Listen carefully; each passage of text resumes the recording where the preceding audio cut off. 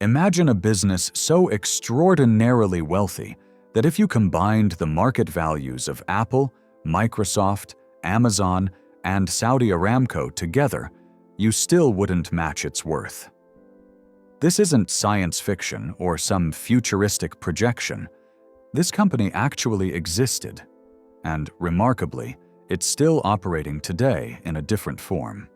We're talking about an enterprise that revolutionized global commerce, invented financial instruments we take for granted, and wielded power that would make modern tech giants look modest by comparison. This is the story of how a trading venture from the Netherlands became the blueprint for modern capitalism, and how one aristocratic family rode that wave to reshape the world's economic foundations. When most people think about the origins of massive wealth and capitalist power structures, certain names immediately surface. The Rothschilds with their banking empire, the Rockefellers and their oil dominance, perhaps the Morgans and their financial influence. These dynasties certainly left their mark on economic history, but they didn't invent the playbook. They simply refined strategies that had been pioneered centuries earlier by a less celebrated but far more consequential force, a Dutch trading corporation, and the noble house that bankrolled its ascent. Let's travel back to 1580, when a seismic shift occurred on the Iberian Peninsula that would reverberate across oceans. Spain absorbed Portugal through dynastic union, creating a superpower that controlled vast territories spanning 3 continents. This merger gave Spain immediate access to Portugal's extensive overseas holdings throughout Asia, Africa, and the Americas. For the Dutch, this development represented an existential threat. At that time, the Netherlands remained technically under Spanish control, but they were actively fighting for independence. Suddenly, they faced not just Spain, but Spain enhanced by Portugal's global reach and resources. The Dutch understood that conventional military strength alone couldn't counter this overwhelming advantage. They needed a different kind of weapon, one that could project power across oceans without requiring the resources of a traditional empire. Their answer was brilliantly unconventional. They would weaponize private capital itself.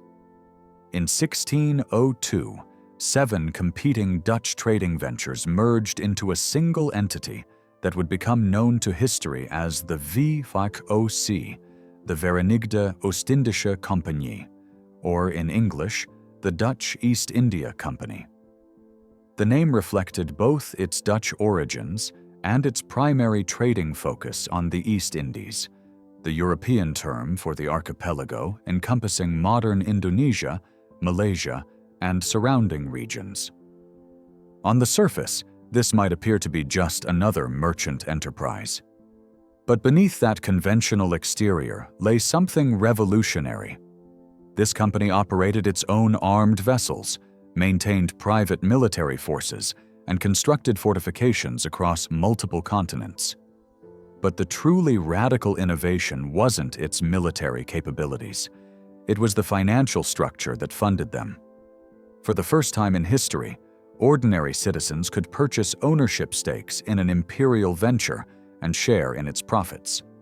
The VOC could scale its operations beyond anything possible for traditional monarchies, without a king's treasury or the need to levy taxes on a population. Wealth was no longer tied exclusively to land ownership or hereditary titles. It could now be manufactured at scale through market mechanisms. The merchants provided the operational expertise and strategic vision, but another force provided crucial support that kept the entire structure stable. Throughout the Dutch Republic, a powerful dynasty known as the House of Orange Nassau observed these developments with keen interest. This aristocratic house occupied a peculiar position in Dutch society. They held significant prestige, but no kingdom to rule. They possessed weak formal authority in a republic increasingly dominated by merchant interests. Amsterdam's commercial elite pushed for stronger republican governance, while Spain sought to eliminate the Orange dynasty entirely as part of its campaign against Dutch independence. The House of Orange controlled no mines, governed no serfs, and couldn't claim divine right to rule. They faced a stark choice: fade into historical irrelevance or adapt to this new economic order. They chose adaptation through an innovative strategy. Instead of relying on feudal land holdings or inherited gold reserves, they would leverage the only resource that mattered in this emerging world: capital itself. The House of Orange didn't directly manage VOC operations, but they invested heavily in the company and tied their political fortunes to its success. This wasn't merely symbolic participation. Their involvement gave them strategic influence in a merchant-dominated republic, where traditional noble lineage no longer guaranteed power. Decades later, this connection became formalized when stadholders William IV and V, descendants of the Orange line who served as high-ranking officials in the Dutch Republic, assumed presidencies of both the VOC and the West India Company, which focused on American trade. Through these positions, they effectively became among the most powerful figures in Europe, wielding influence not through crowns, but through dividend streams. As the company expanded its Asian operations, the family ascended from nobility to something qualitatively different. They remained technically without royal crowns, but their power rested on something potentially more durable: systematic returns on invested capital. The VOC carried the Dutch Republic's flag, certainly, but it also carried the ambitions of a family constructing an empire through financial innovation rather than conquest alone. The VOC didn't behave like a conventional business. It operated as a sovereign entity, and that was entirely by design. When your market capitalization exceeds the gross domestic product of major nations, when your private military forces defeat established powers, you're not simply another commercial enterprise. You function as an imperial state in your own right.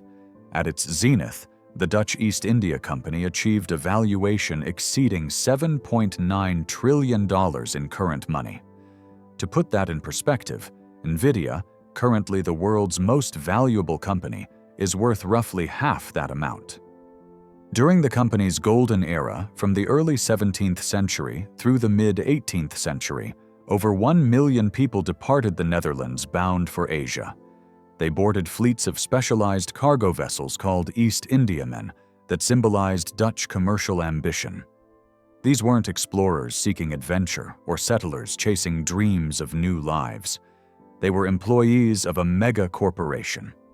The VOC recruited sailors, clerks, soldiers, and craftsmen to construct and maintain its trading empire across Ceylon, Java, Bengal, and dozens of other locations.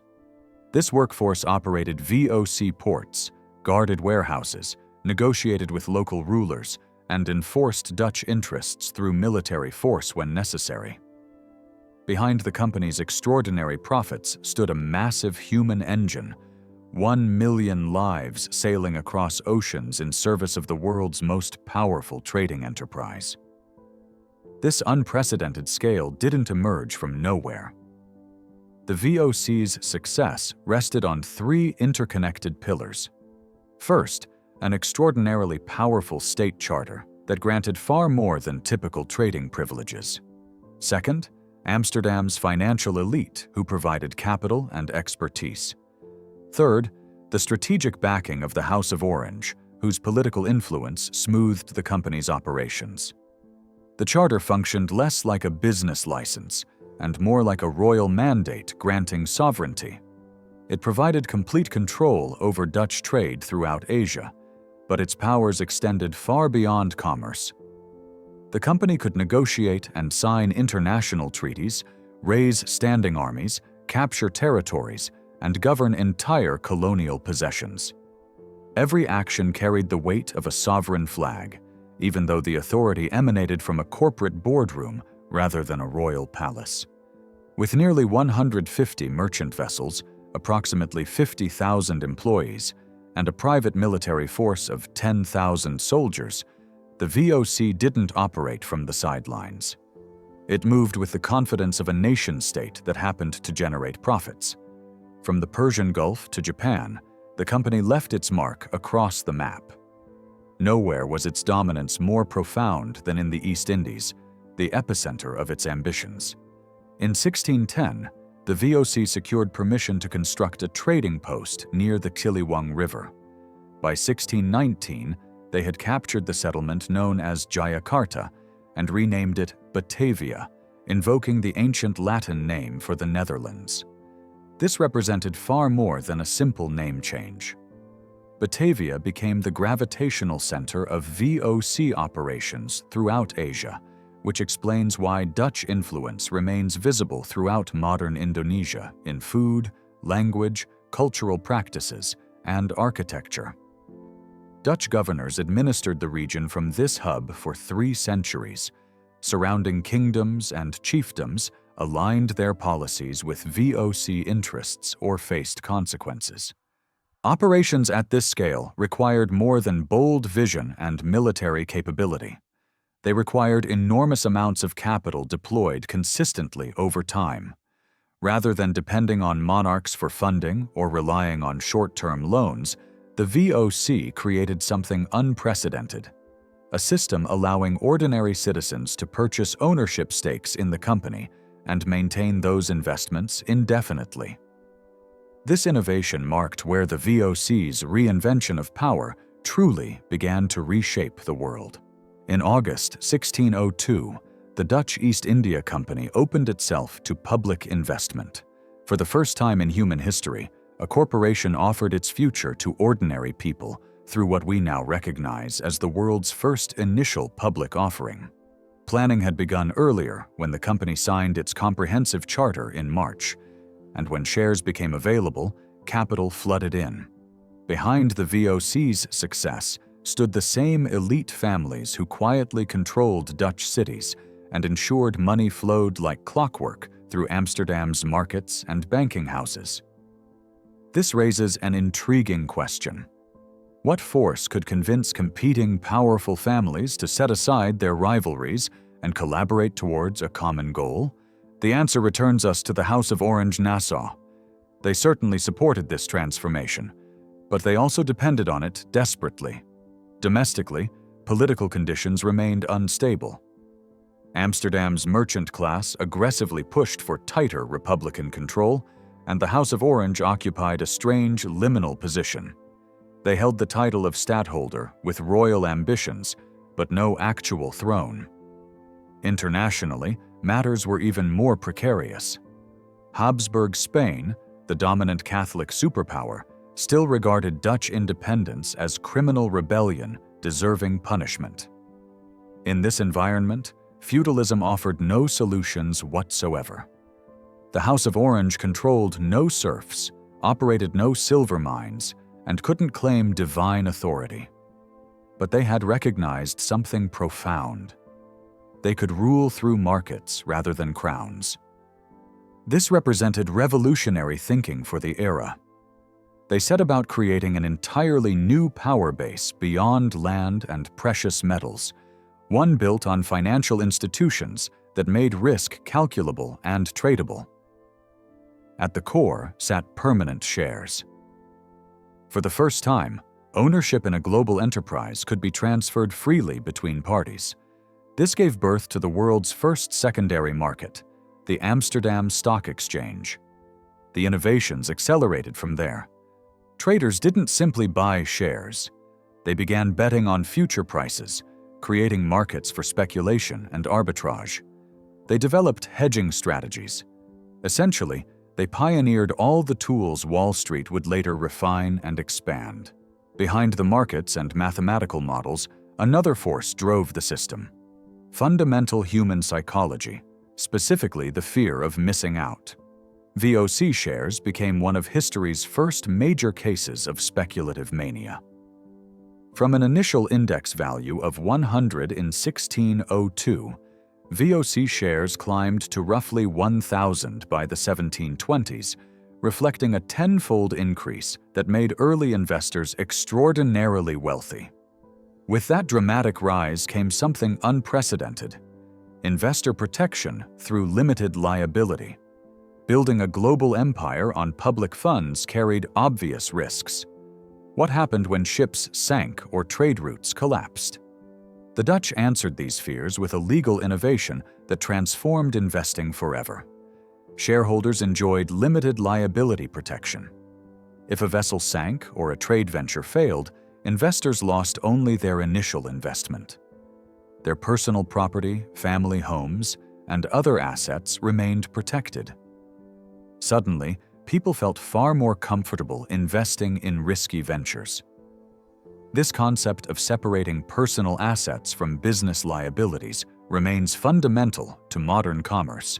The VOC also issued actual physical share certificates that were stamped, signed, and exchanged freely between parties. For the first time ever, ownership became portable. It flowed smoothly from hand to hand, city to city, without requiring royal permission or family inheritance. This represented a fundamental break with feudal economic structures. Dutch financial influence didn't remain confined to the Netherlands for long. It rapidly crossed borders, reshaping Britain and eventually America. This transmission occurred through ideas, institutions, and one individual in particular: William of Orange.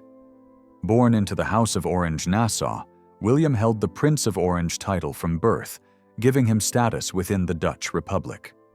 His early role brought him into close contact with Dutch merchants and their innovative financial models. But his true global impact came much later, far beyond the Netherlands. In 1688, England faced severe political crisis. King James II had lost Parliament's confidence and much of the population's trust. Tensions escalated rapidly. In that moment of instability, British leaders sought a Protestant with legitimate claim to the throne. They turned to James's daughter Mary, who happened to be married to William of Orange. William and Mary answered England's call. He sailed to England with troops and a mindset shaped by Dutch republican governance, one that integrated capital with political authority. He viewed markets not as distractions from power, but as instruments to sustain it. This produced what history remembers as the Glorious Revolution.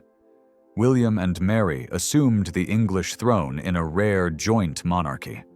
But this represented far more than political reshuffling. It constituted a financial revolution.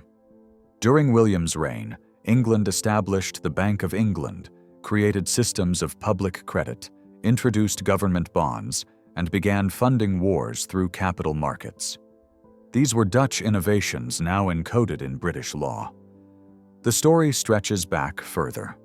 Decades before William reached England, Dutch ships had already crossed the Atlantic.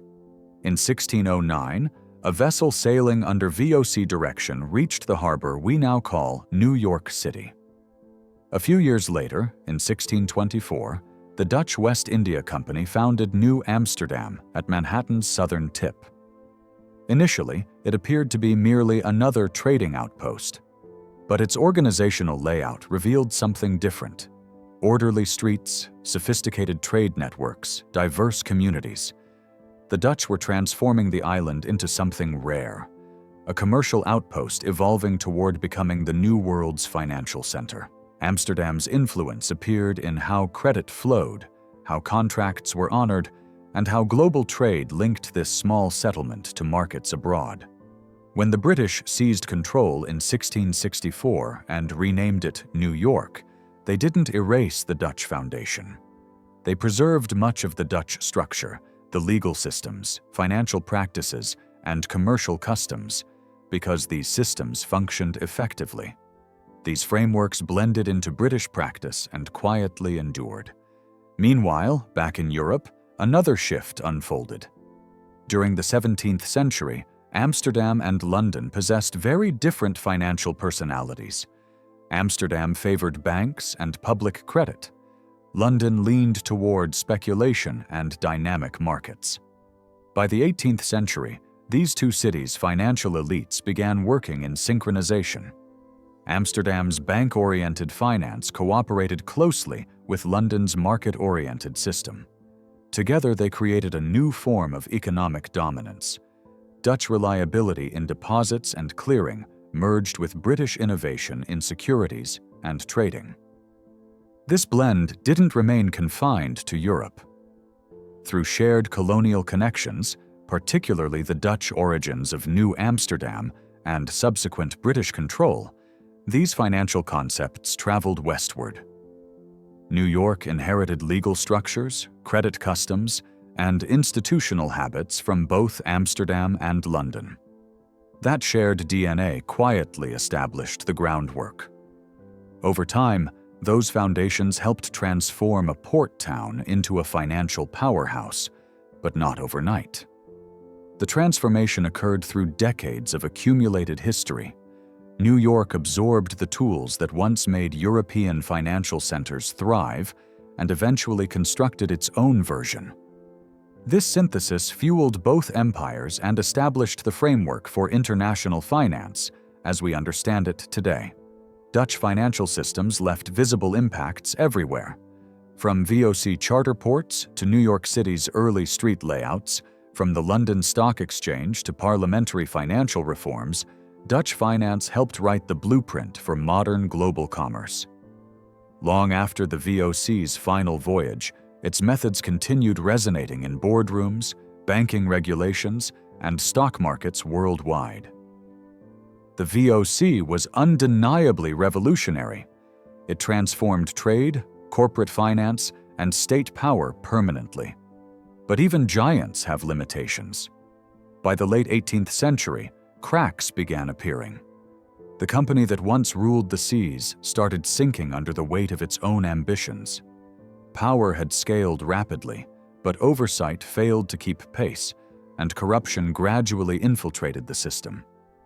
Internal divisions deepened.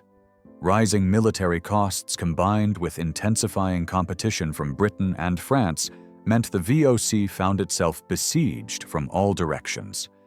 Initially, it managed to survive these internal contradictions, but slowly its grip loosened. Behind the scenes, the organizational structure grew hollow. Decision-making became sluggish. Officials focused increasingly on personal enrichment rather than the company's future. Global markets themselves began shifting.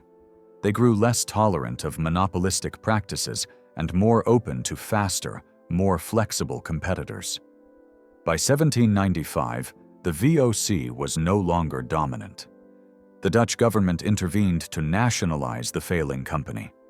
The enterprise that had ruled for nearly 2 centuries, founded in 1602 with a 21-year Asian trade monopoly, wound down operations by 1796 as the Dutch state assumed control. The once mighty charter had quietly expired. Although the empire collapsed, its architectural principles of power lived on.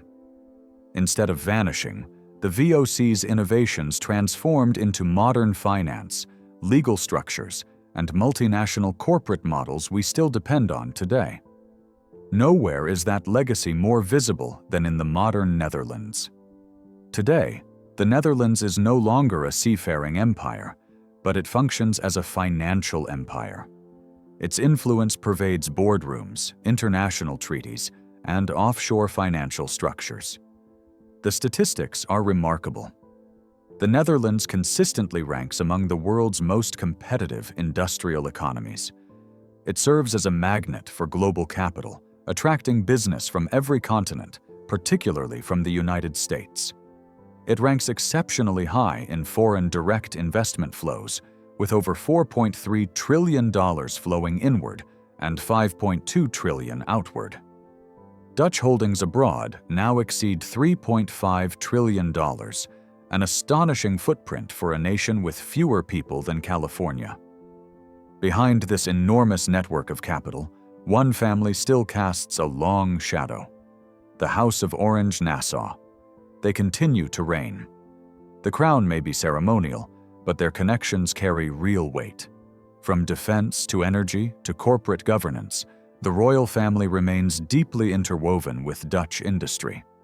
They quietly maintain stakes in companies like Shell and preserve wealth through trusts and investment vehicles. They also help shape one of the world's most powerful corporate forces. In 1907, a new titan emerged when Royal Dutch merged with Shell Transport and Trading Company to form Royal Dutch Shell, a name that would dominate global energy for over a century. Once again, a Dutch company carried not just capital, but a royal title. Shell wasn't alone. ING Group stands today as one of Europe's most powerful financial institutions, tracing its roots back to the Netherlands. Built through late 20th century mergers, its rise reflects long-standing Dutch commercial strength.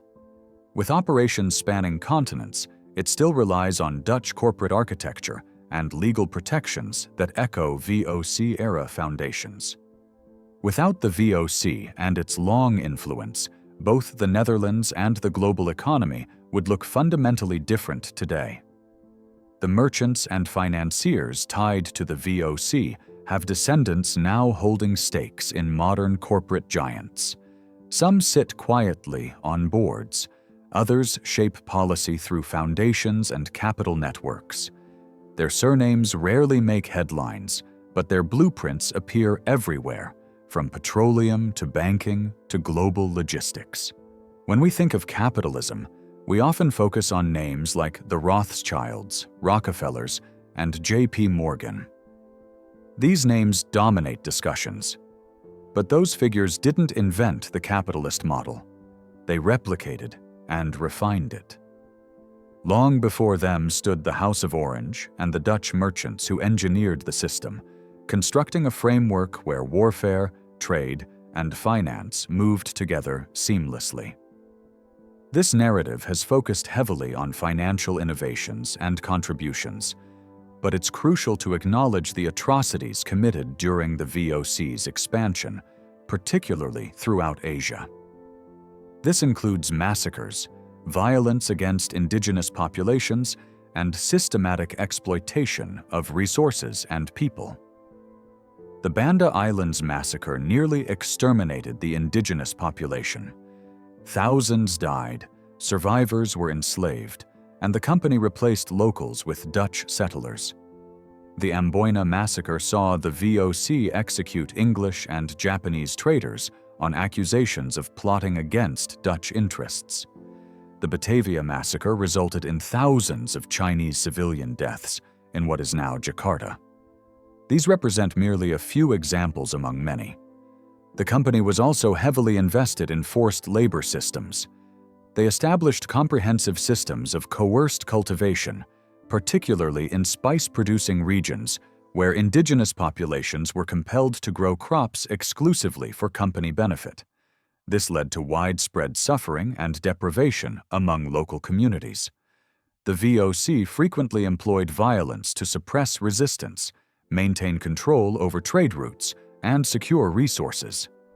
This included military campaigns against indigenous populations and deliberate suppression of local political structures and traditional systems. So yes, they contributed enormously to modern finance and created tools we still use. But it's essential to maintain perspective about the human cost of these innovations. From observing the VOC's rise to the reign of Royal Dutch Shell, a clear pattern emerges. Power and capital are fundamentally inseparable. The House of Orange recognized this truth early, understanding that capital could prove more potent than crowns. They transformed trade into a corporate-state hybrid and scaled that model across centuries and continents.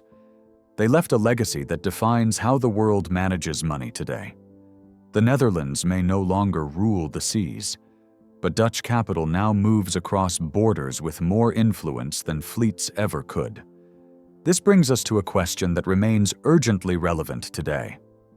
If markets now hold power once reserved exclusively for monarchs, who governs the markets? Who holds the crown when the crown is invisible?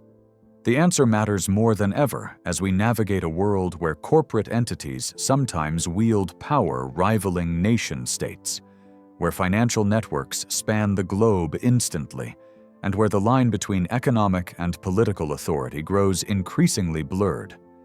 The Dutch East India Company pioneered this model 4 centuries ago. We're still living with the consequences and possibilities of what they created.